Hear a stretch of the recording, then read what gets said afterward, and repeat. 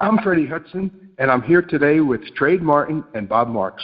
On this week's Harness Racing Alumni Show, we are paying tribute to one of Harness Racing's true superstars, Carmine Abbatiello, who sadly passed away on January 27th. Carmine was one of the greatest drivers that our sport ever produced. In the history of Roosevelt Raceway, they only dedicated a night to 3 drivers, Henry Thomas, Billy Houghton, and Carmine Abbatiello.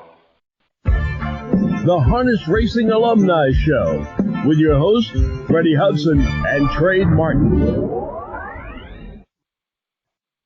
Joining us today are some of Carmine's friends that include Jimmy Marohn, Barry Franklin, Joe Guarino, Robbie Siegelman, and Donald Dancer, and Bobby Vitrano. Bobby Vitrano's here. Hey, guys. Hey, Bobby. How you doing, Fred? Roosevelt Raceway reunion here. It sounds like it. But yeah, so what I'm going to do is I'm going to share my Carmine story, and then I'm going to turn it over to someone else, and I'll call your names to speak so that way the audience knows who you are. My Carmine story is when we were over at the Roosevelt Raceway Legacy Night at the Meadowlands. We had gone down to do the trophy presentation and the autograph session. That was only supposed to last like half an hour. We were down there for about 2 hours. And so when we got back up to the top, which was the deck over there right next to Trotters, which was where the reception was being held, all the food was gone. And so Anthony Abbatiello, Carmine, Frank Poplinger, Benny DeFonso, and myself, we went over to, they had these hot dog stands there to get hot dogs. And so Tony is on first, and so he orders a hot dog, and the guy says that would be $1. Tony sort of looks at him a little puzzled and gives him $5 and says, keep the change. So now Carmine's online, so he turns around and he says, Frank, Benny, Freddie, you guys want a hot dog? Yeah, sure. He says, give me 4 hot dogs. And so the guy gives him 4 hot dogs, and Carmine turns around and gives him a $100 bill and says, keep the change. That's my most recent Carmine story. So now I'm going to go over, and Jimmy Marohn. Yeah. Your Carmine memory. Like I said, I don't have a story there. I was just a pleasure to go in and race with him every night. We became friends, and he was just a great competitor and a perfect upper echelon driver. That's what he was. Well, on the Carmine Abbatiello night, didn't he bring you along with him in the car? No, I don't remember going. Oh yeah, I did. I did go in a car. Yeah, yeah. We went in there to take a picture. Yeah. Yeah. All right. Now let's move on to Bobby Vitrano. Well, a story I could tell you about Carmine is we used to hang out in the paddock office, before races, while the races were on, and he'd come in there with a bag in his hand, and there's Italian hot peppers, and he'd tell people, well, hey, try this. There's a nice little pepper here. You can taste this. It's very delicious. It's a nice delicacy. Well, they put it in their mouth, and all of a sudden their face turned completely pure red. Carmine had some kind of a joke where he loved to see people die when they ate this pepper. And Carmine himself eats these peppers, and then at the same time he tells me he has ulcers. So I said to him, how could you eat these peppers if you had ulcers? He says, I just love these Italian peppers, and I like to see people sort of like look like they're going to die after they eat them. And he used to really enjoy, get a big kick out of this. Another story I got for him is with a race I was in with him. I had a dead heat with him at Roosevelt Raceway.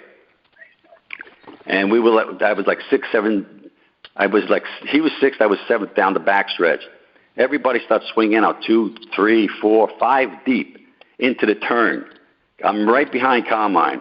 He's like 5 deep now into the turn coming into the stretch of Roosevelt Raceway. I'm right on his head. We straighten out into the lane, and we just, at the middle of the racetrack, I just get right up, and I thought I beat him at the wire, and it wound up being a dead heat. But if you look at the picture, I put the picture up there a few times on Facebook.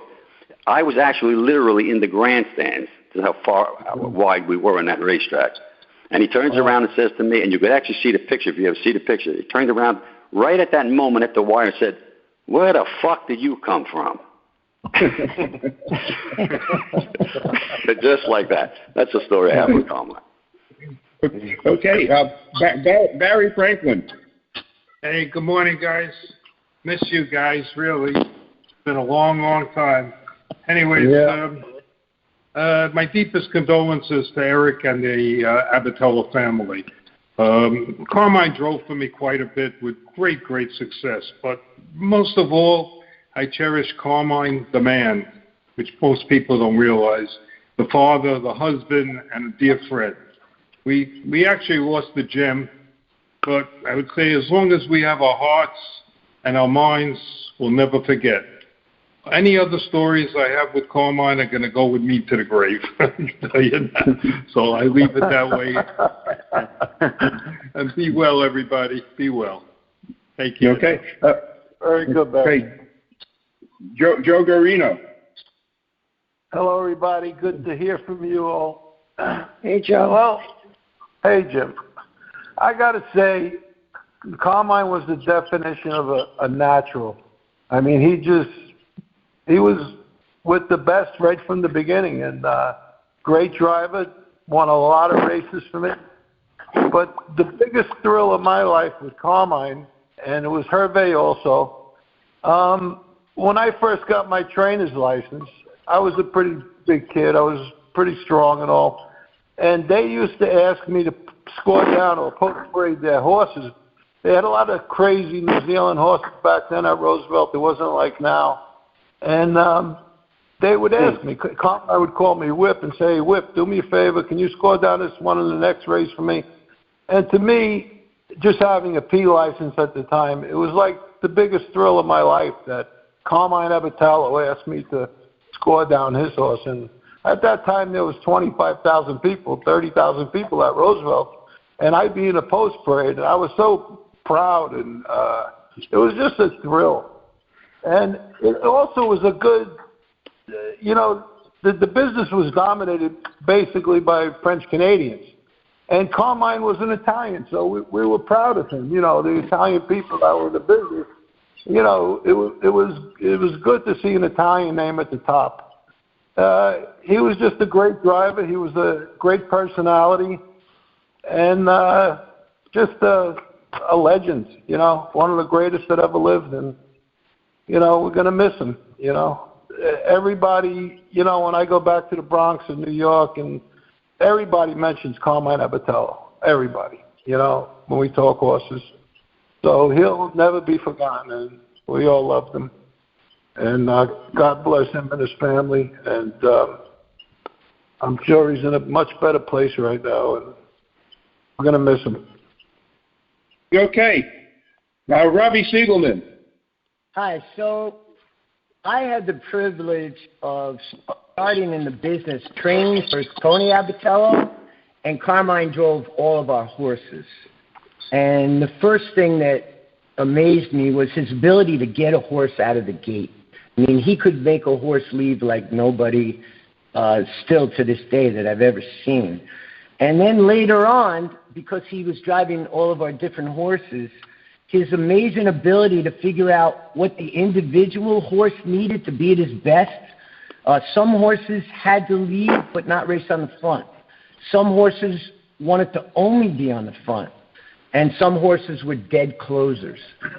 He actually had a couple that he owned himself that were dead closers. And a funny story, when he was driving all our horses, my dad had his own horse named Tiger's Call.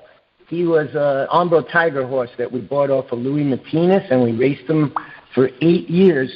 And I started driving during that time. And Carmine would circle the field with when he would race these horses, and I would drive him, and I couldn't get the horse to go. So finally, I said, Carmine, you got to help me. What am I doing wrong here? So he said, Sieg, I'm going to tell you what to do. He said, when you score him down, drop your leg, and just let your foot hit his hocks a bunch of times. And then when you go to the gate, don't ask him again until you want him to go. And sure enough, I circled the field that day. He just knew exactly what a horse needed to to get them to go, and every horse is different. And one other story, he had a horse, I can't think of his name right now, a big, strong horse that he owned.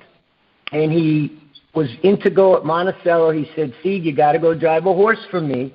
You can't lose this race unless you get locked in. He said, and I'm going to put some pressure on you. I'm going to even bet on it. So I went up to Monticello, and I just pulled that horse past the quarter pole, sat in the middle of the track the whole way, and sure enough, he won. He paid like $17. And Carmine called me up and told me how proud he was of me on the way home. And that's, I mean, I have a million Carmine stories, but they took me in like family, and I'm still close to the whole family, and really lost a part of ourselves today, all of us. Yes, it's true. Okay, Donald Dancer. Yes. Yeah, Carmine, I mean, he's a legend. You know, what more can you say? I mean, him, Hervé, Buddy Gilmore, you know, thank God my family, you know, Stanley, of course, and my dad, Vernon, Harold. I mean, it's like, you know, it's the passing of the guard, you know, and it's a shame. And anytime when I was growing up and I'd come to the track and I'd see him, and then if you ended up, then I was older, I could race against him. I mean, you're racing against the legends, you know, the greatest names in the game.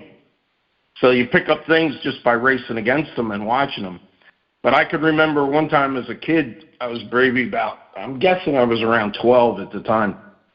And we came to Roosevelt Raceway. I was with my father, and I'm in the paddock. And it was when we first converted to start to race in the wintertime. And it was a really, really cold, brutal night at Roosevelt. And he was driving a horse called Good Chase. And he won with the horse, and they were going, you know, probably 2-2 and a piece back then. And he wins with this horse in 59 and a piece. And after the race was over, he's coming into the paddock, and everybody's talking and saying, man, what a mile that was. That's unbelievable. This cold weather like this time of the year.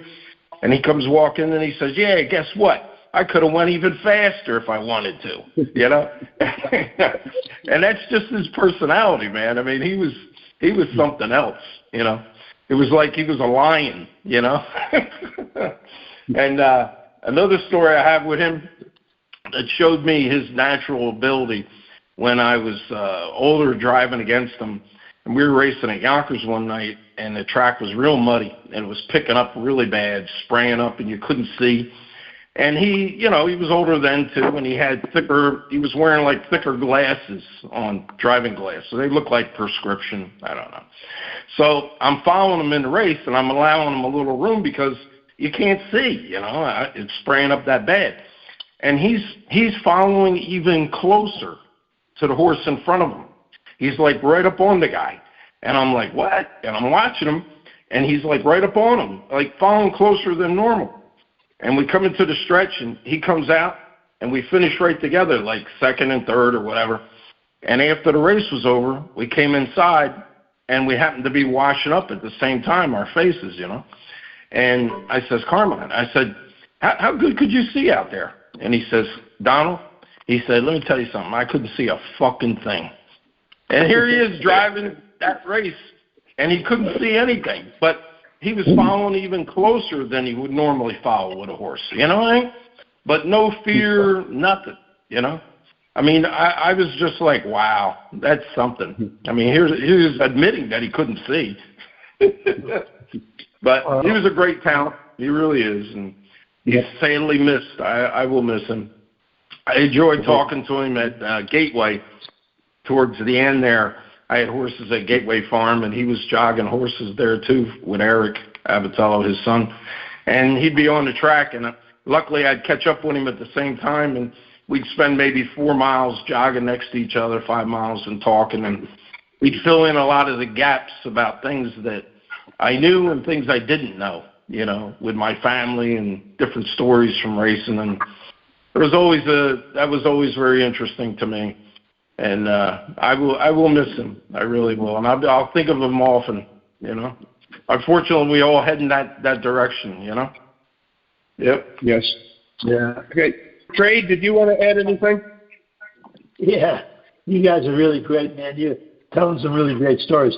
Carmine and I, we were sitting together at one of the dinners, I forget, and he used to make fun of me because, I had all trotters, and he said, I know you're afraid of those patients. He said, you're afraid they're going to fall down, right? he was always laughing at me. And I said, yeah, I'm afraid they're going to fall down because I want to keep singing. I want to keep entertaining. So he really used to kid me about that all the time. Funny.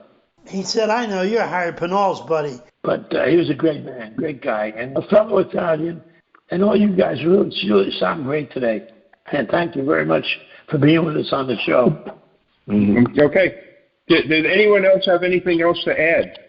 Well, I'd like, this is Bobby Vitrano. I'd like to add one thing about, a special thing about Carmine Abbatiello is, in a race, this man, and I've seen him with my own eyes, and I've been many, many, many races with him.